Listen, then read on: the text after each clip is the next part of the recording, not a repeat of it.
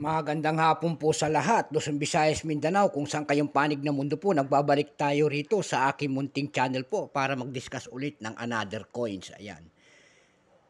Magandang hapon po sa aking mga subscriber po. Thank you so much po sa lahat ng aking mga subscriber. Yung mga hindi pa po nakapag-subscribe at gusto nyo ang ganito mga topic po, pwedeng pakisuyo, pakipindot naman po ang ating notification bell. At idamay na rin po ang ating subscribe button para ma-update po kayo sa mga latest ko pang gagawin mga video po. Ang pag-uusapan po natin dito about coins ang ating pinag-uusapan. Ang tatalakayin natin ngayon ay pera po na 2 pesos na kilala noon nyog. Ayan po. Nyog. Ayan. Ayan po, nagtutuning na ang ating 1989. Ayan po, malaki. Malaki pong variety po ito. Ito po yung kanyang maliit. Ayan, yung kanyang maliit. Ito po ay malaki. Ito yung kanyang maliit. Ayan po, yung kanyang maliit na nyog. Ayan. Ito ay malaki. Ayan. Makikita nyo po ang isang imahe po. Ayan, nakaharap po sa kaliwang bahagi po. Makikita nyo naman kanyang detail sa kanyang pangalan. Ayan po, sa malapit sa kanyang baba, Andres Bonifacio po. At saka year, at saka mint mark.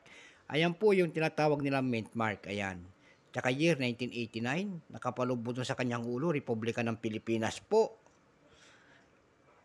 And then, makikita nyo po ang isang 2 pesos at saka isang nyog. Ayan po, ang kanyang scientific name, Cocos nocifera. Ayan. Kitang-kita po pa ang kanyang detalye. Maganda pang klase po. Excuse me po. Bago tayo magsimula, kilalanin muna natin siya, syempre.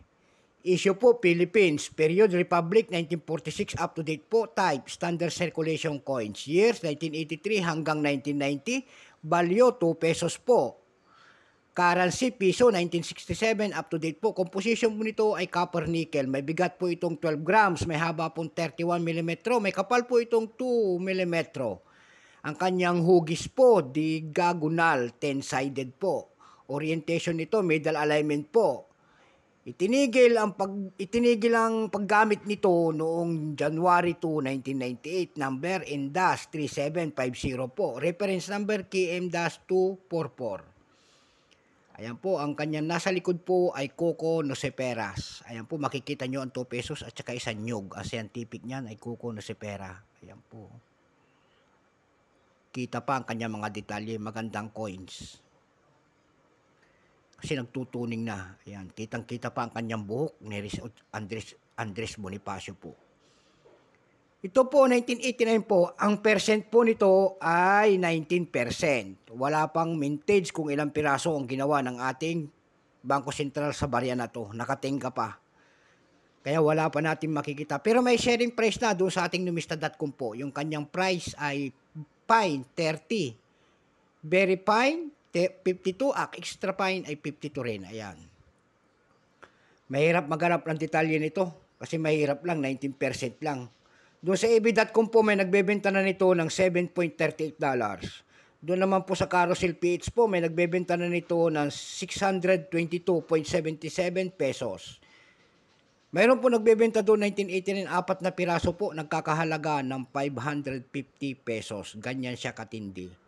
So hanggang dito na lamang po ang aking vlog. Naliwanagan sana kayo. Baka may mga ganito kayong coins. Ayan po. Comment na lang po dyan sa ating comment section po at magre-reply tayo. At gusto natin bumili po ito ng isang set. Ayan. So hanggang dito na lamang po. God bless sa lahat and take care po. Lalo-lalo ng aking mga subscriber. Ayan. Thank you so much po sa lahat. Bye-bye.